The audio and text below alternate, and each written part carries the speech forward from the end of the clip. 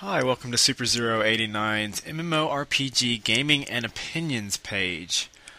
In the future, I hope to post some first look videos of various MMOs that I test out, give my opinions on those, and show you guys just some basic gameplay, 15 minutes or so, or however long YouTube allows. And I also plan to make more videos that are similar to this one, where I just sort of talk and give my opinions on things that you can just sort of listen to maybe while you browse the internet or such. But today, for the first video, I want to talk about something um, called the Dungeon Finder. Now, this was a feature implemented in World of Warcraft um, about a year or 2 years ago, and it's caused a great deal of controversy amongst the MMO scene. You have a lot of people that think, "Oh, well, the Dungeon Finder is a great idea. I've never seen half these dungeons before. It helps me get groups together. I don't have to spam, looking for group and trade chat anymore." And the other half of the equation says, "Oh, but it kills socialization. It turns MMOs into lobby games, and I can't make any friends that way."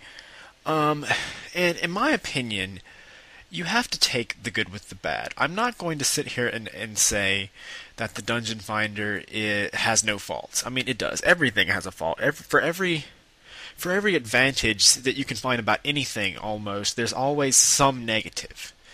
And the negatives to the Dungeon Finder are the fact that it's cross-server, so there's not a lot of, or it should be cross-server. I'll get more on that later. Um, it's not so much the fact that nobody's accountable. You can join a group, they can ninja loot your armor, and you can't, their reputation is not at stake or anything of that nature because they can just drop your group and join another one. And that's a big deal to a lot of people, and it's a big deal to me too. And again, also socialization. You have no reason to be friends with these people. You kind of use them as tools. Even you group with them, you get what you want from them, and then you leave. You don't even say hey. You don't even say bye. It makes people antisocial, and to a degree, that's true. But the problem that I have is people try to blame the Dungeon Finder on a lot of issues that have existed with MMOs for quite a long time. First of all, you the Dungeon Finder did not invent bad group behavior. There was always ninja looting. There was always asshats in groups. You always had to deal with people like that. Some people just did not care what their reputation was. Some entire guilds did not care what their reputation was. So I think a lot of people want to use the Dungeon Finder as sort of as a scapegoat.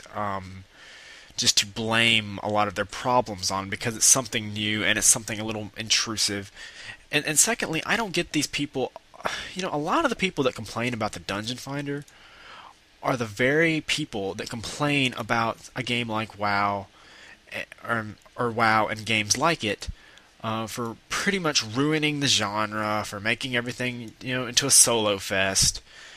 Well, you see, that's the glory of the Dungeon Finder. That's the great thing about it. While games like WoW and Rift and DCUO and other games that have Dungeon Finders, while they have pretty much relegated almost all group content to instancing and just tiny little group quests here and there, now you have a way to facilitate more people into using that content. I mean, because as we've seen in WoW and games like it, this group content is used, throughout leveling, maybe for the first couple of months, and after that, there's this huge drop off, and nobody's doing it anymore. And leveling from 1 to the max level becomes a solo affair.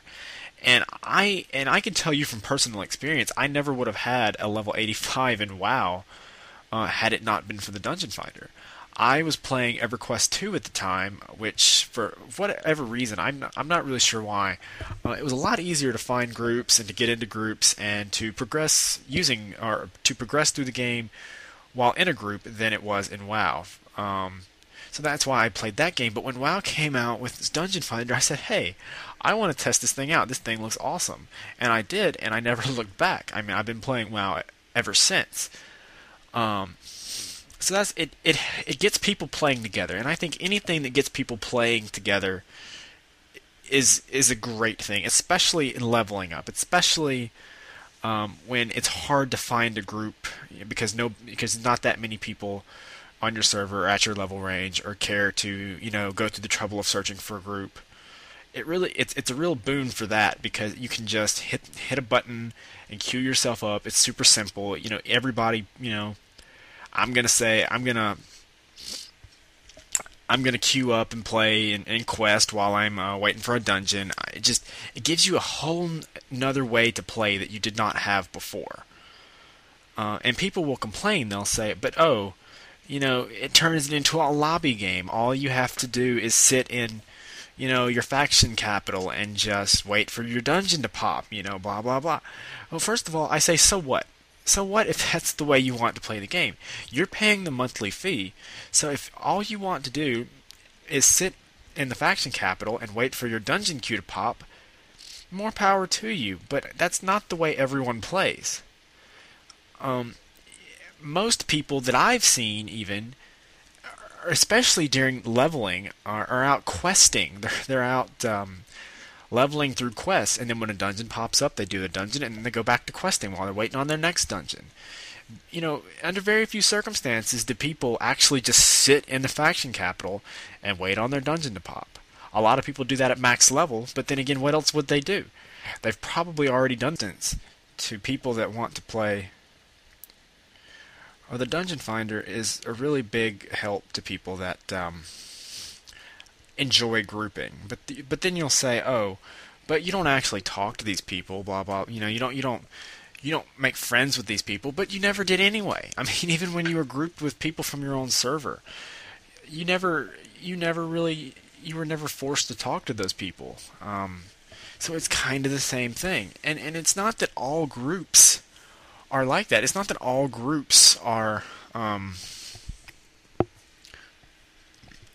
It's not that all groups are completely silent either. There's a lot of groups I've joined when used in Rift and in WoW that are just as talkative as any server-only group I've ever joined. And it's just, I think the positives far outweigh the negatives. I don't think it only turns the game into a lobby game if that's the kind of game you want to play. If you want to play WoW as a lobby game, if you want to play Rift as a lobby game, you have that option. But nobody's holding a gun to your head forcing you to play a certain way. And that's the beauty of it. And that's what I don't understand, why people that hate the Dungeon Finder so much, why they can't get that through their head. If they don't want to play the game as a lobby game, they don't have to. It's not like they don't see anyone out there questing. I don't believe that the Dungeon Finder killed solo questing. I think that's ludicrous. I see just as many people out in the wilds in WoW or in Rift or in similar games doing quests with the Dungeon Finder as I did before the Dungeon Finder. So I don't really understand where this whole thing comes from, where they say that, well, because the Dungeon Finder's there, everybody just sits around their faction capitals and waits for a dungeon to pop up. Because I simply do not believe that's the case. The Dungeon Finder, in my opinion, is a feature that either all MMOs must implement at launch, or they must implement it a couple of months after launch, once the leveling curve once the majority of the players kind of tend to reach the max level, and there's a real drop off in the lower levels of the player base, because you just have and it needs to be cross server. I'm sorry, but cross server just makes for a larger pool of players to pick from, and that's the number one thing. If it facilitates group finding, if it makes groups come quicker, I don't understand why anybody would complain about the Dungeon Finder. I think it's just a lot of people using the Dungeon Finder as a scapegoat for a lot of problems that they have with MMOs. Dungeon Finders didn't create asshats. Dungeon Finders didn't create ninja looting. Dungeon Finders didn't create irresponsibility. All that was in there before Dungeon Finders were, a long time before. And in my opinion, if you were so against the Dungeon Finder, I mean, first of all, you're probably a hypocrite because you're probably the same person that believes that solo questing and WoW and games like it killed the MMO genre, that nobody's grouping enough, nobody's working together enough. Well, see, that's exactly what the Dungeon Finder is trying to circumvent. The Dungeon Finder is trying to put players together in a group, a full group, and allowing you at any level range to experience the content as it was intended. At level 5, at level 10, you don't have to get a level 85 to run you through Ragefire Chasm anymore. You don't have to pay them gold to do that.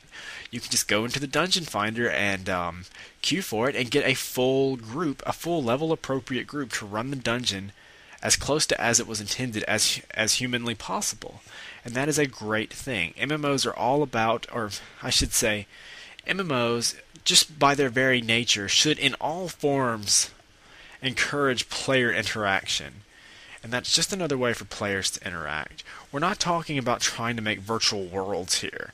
An MMO is a game, is a video game. We're not trying to, games like WoW and Rift, they're not trying to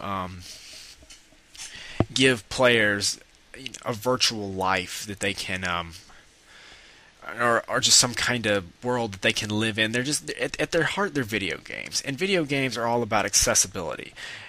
And the Dungeon Finder is just the pinnacle of accessibility. The Dungeon Finder represents everything. It's easy to use. It's quick. It facilitates groups. It's great. Now, is it a bit of a hit to the immersion factor? Yes.